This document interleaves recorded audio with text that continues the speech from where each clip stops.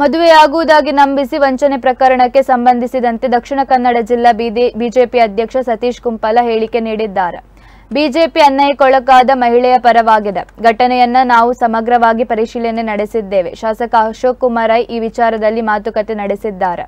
ಆರೋಪಿಯ ತಂದೆ ಪಿಜಿ ಜಗನ್ನಿವಾಸ್ ಈ ವಿಚಾರವನ್ನ ಮೊದಲು ಶಾಸಕರ ಗಮನಕ್ಕೆ ತಂದಿದ್ದರು.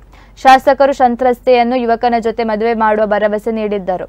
ಆದರೆ ಈ ಬಳಿಕ ಸಂತ್ರಸ್ತೆಯ ತಾಯಿ ಯುವಕನನ್ನು ಮದುವೆಯಾಗಲು ಹಿಂದೇಟು ಹಾಕಿರುವ ವಿಚಾರವನ್ನು ತಿಳಿಸಿದರು. ಈ ಪ್ರಕರಣಕ್ಕೂ ಬಿಜೆಪಿಗೂ ಯಾವುದೇ ಸಂಬಂಧವಿಲ್ಲ.